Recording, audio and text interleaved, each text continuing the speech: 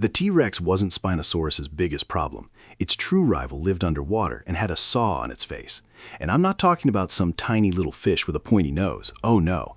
I'm talking about an 8-meter-long, pure nightmare fuel river demon armed with a 2-meter serrated rostrum that could flay a human being in seconds. You thought Jurassic Park 3 gave you the full picture? Buddy, Jurassic Park 3 was a warm-up act for the real horror show that played out in the ancient waterways of North Africa. Look, I get it.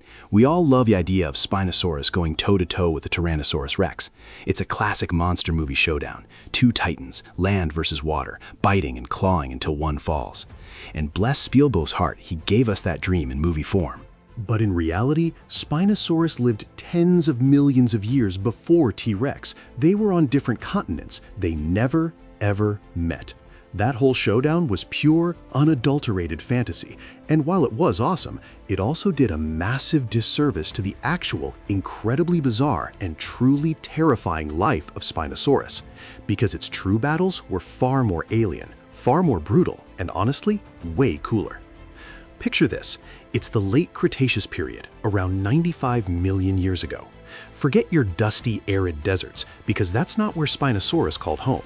We're talking about a vast, sprawling network of brackish rivers, immense estuaries, and coastal swamps that stretched across what is now North Africa. Think giant, prehistoric Everglades meets the Amazon, but with way more toothy horrors lurking beneath the surface. The air is thick, humid, heavy with the scent of decomposing vegetation, a salty tang from the nearby sea, and the musky aroma of ancient reptilian life. The sun beats down, relentless, glinting off the slow-moving, tea-colored water. And in this primordial soup, wading through the shallows, sometimes fully submerged, sometimes clambering onto the muddy banks, is the absolute unit, the king of this watery domain, Spinosaurus aegyptiacus. This thing was a marvel of evolution, a creature so specialized, so utterly unique, that for decades, scientists didn't even know what to make of it. The first fossils, unearthed by German paleontologist Ernst Stromer way back in 1912, showed something unlike any other known dinosaur: a massive sail on its back, towering spines forming a dramatic fan-like structure, elongated crocodile-like jaws, enormous, powerful arms tipped with razor-sharp claws. But those initial discoveries, they were tragic, destroyed during an Allied bombing raid on Munich in 1944. All that was left were Stromer's meticulous notes and drawings and a few photographs. For decades, Spinosaurus was an enigma, a ghost, a legend whispered among paleontologists. Was it bipedal? Did it hunt on land? Did that sail serve as a display, a thermoregulator, or something else entirely? The scientific community was basically just shrugging for like 60 years. Then, thanks to incredible new discoveries in the early 21st century, the picture started to sharpen, and what emerged was not a land-based terror, but something far more audacious: a semi-aquatic predator, a true river monster. This wasn't just a dinosaur that liked water, this was a dinosaur built for water. Its snout, long and narrow, was packed with conical, interlocking teeth, perfect for gripping slippery fish, not for crushing bone like a T-Rex. Its nostrils were positioned high on its skull, allowing it to breathe while mostly submerged, like a gharial or a crocodilian. Its bone density, especially in its ribs and legs, was incredibly solid, heavy. Think of a modern penguin or a hippo. This ballast helped it stay submerged, control its buoyancy, and dive without fighting to keep its huge body down. It was essentially a living submarine. And that tail, oh man, that tail. Recent studies, based on incredibly well-preserved fossils, revealed that Spinosaurus had a massive paddle-like tail, flattened from side to side like a giant oar. This wasn't some stiff balancing mechanism like a T-Rex tail. This was a propulsion system. Imagine a huge reptilian speedboat cutting through the murky waters, its tail undulating like a crocodile's on steroids, propelling it with immense power and precision. Its short, powerful hind legs, while not great for sustained running on land, were perfect for pushing off riverbeds or maneuvering in currents. Its enormous forelimbs, tipped with those 3 formidable claws, weren't just for show. They were for pinning, for grasping, for tearing apart whatever giant, slippery beast it managed to get its jaws around. So you've got this apex predator, right? Easily the largest carnivorous dinosaur we know, reaching lengths of over 15 meters, possibly weighing over 7 tons. A creature of immense power and specialized adaptations. Its senses honed for the aquatic environment, maybe even pressure-sensitive pits on its snout, much like crocodilians, allowing it to detect even the slightest disturbance in the water. even in total darkness. A stealth hunter, a silent death machine in the winding, sun-dappled rivers. But what did it eat? What was its primary target? For a long time, people thought it might have just snapped up anything it could find near the water's edge. Smaller dinosaurs, maybe pterosaurs, unlucky enough to dip too close.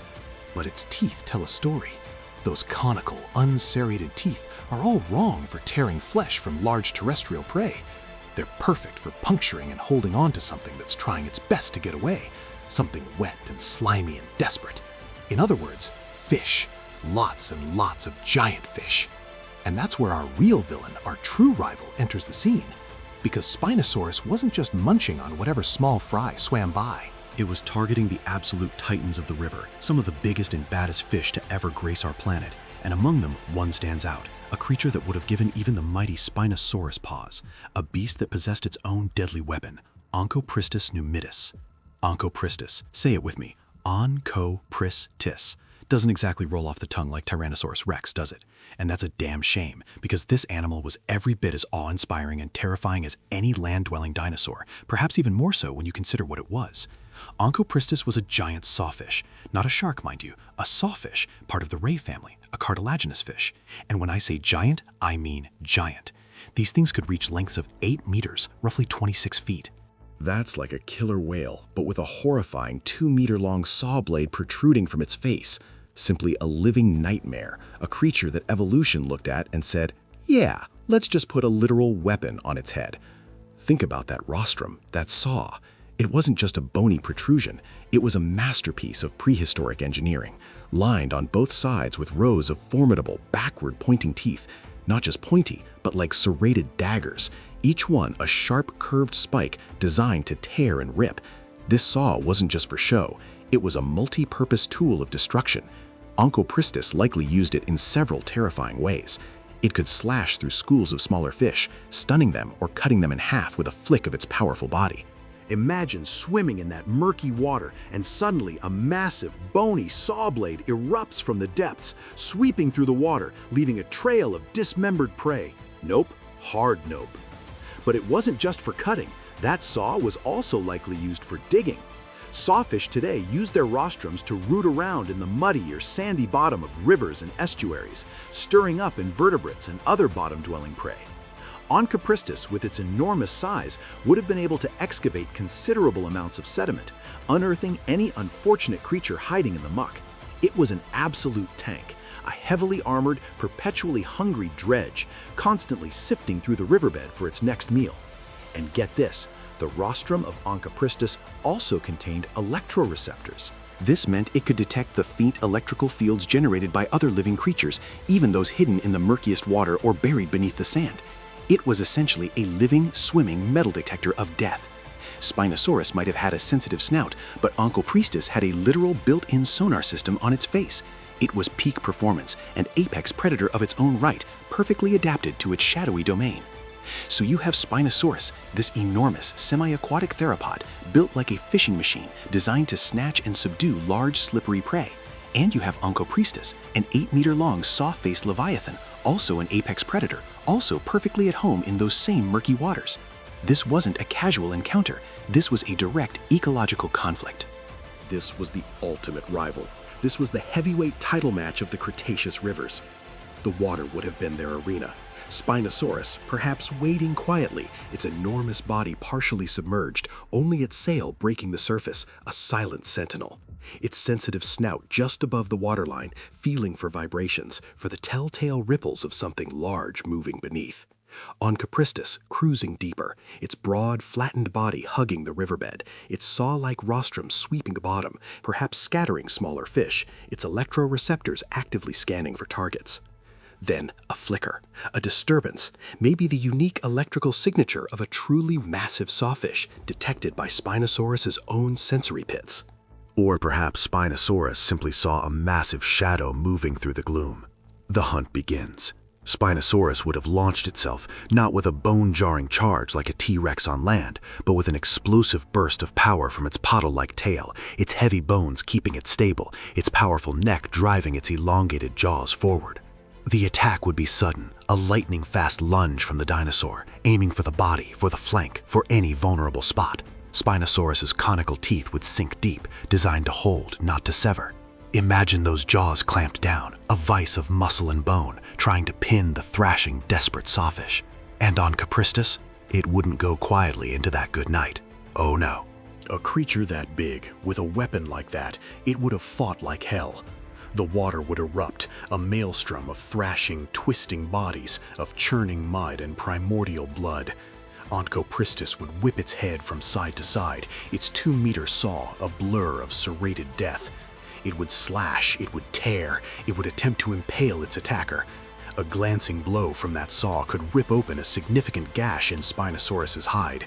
A direct hit could potentially sever a limb or inflict a mortal wound. This was not a quick, clean kill. This was a brutal, drawn-out struggle for dominance, a dance of predator and even more dangerous prey.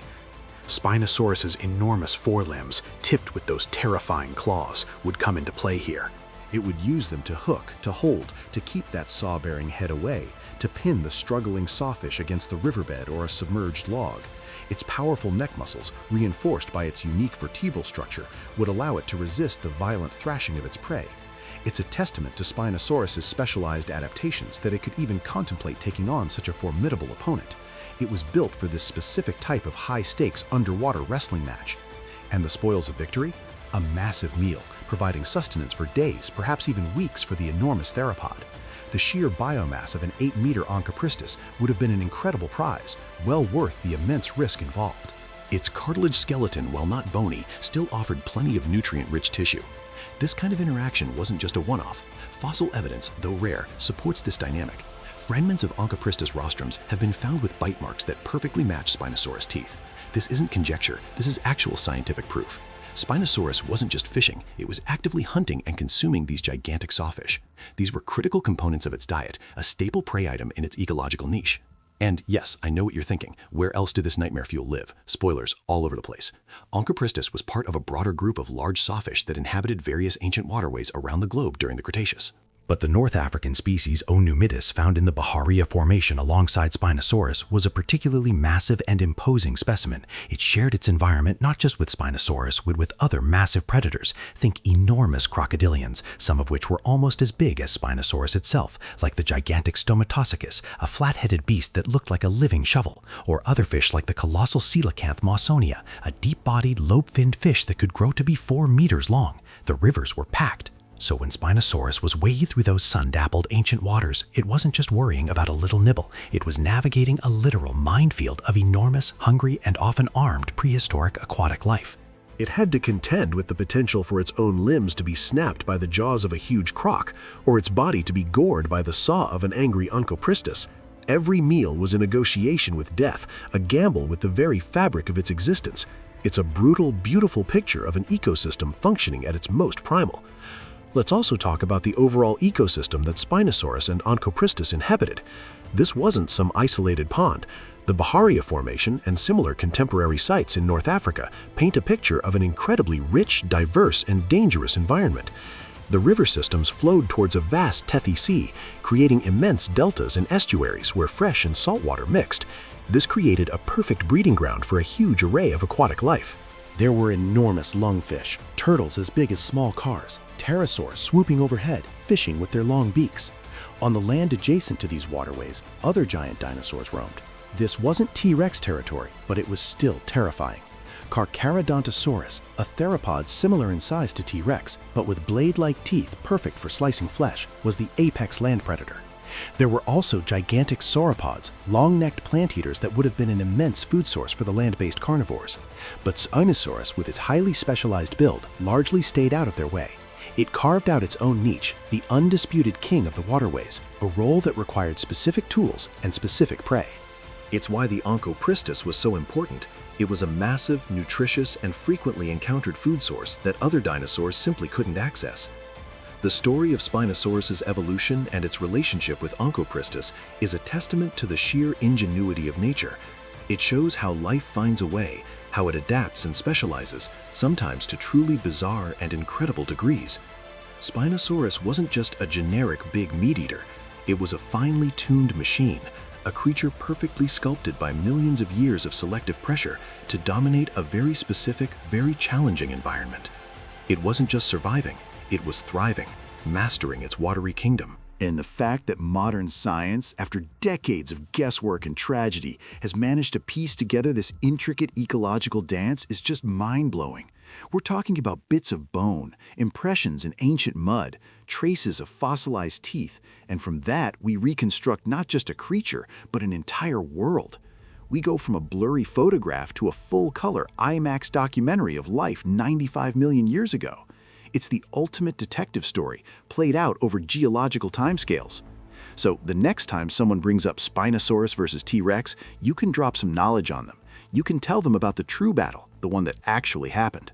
The one between the semi-aquatic giant dinosaur with the sail and the paddle-like tail, and the 8-meter-long sawfish with a 2-meter serrated rostrum that could slice and dice anything in its path. It wasn't a land fight, it was an underwater brawl. It wasn't a battle of two land kings, it was a showdown between two river monarchs. And it was infinitely more fascinating, more specialized, and way more terrifying than any movie could ever truly capture. Hey, if you're digging this deep dive into ancient river monsters, do me a solid and hit that like button, helps the channel out, and subscribe if you haven't already, so you don't miss out on more prehistoric madness. I'm always uncovering the wildest, most unexpected creatures and stories from Earth's past. The world of the Cretaceous was a place of extreme beauty and unimaginable danger. It was a time when evolution pushed the boundaries of what was possible, creating forms of life that seemed like something out of a fever dream. Spinosaurus and Onchopristis weren't just animals, they were living legends, two pieces of a complex, brutal, and utterly captivating puzzle. They remind us that even the most well-known creatures have hidden depths, secret histories, and true rivals far more compelling than the ones we invent for them. Thanks for watching, and until next time on The Lost World.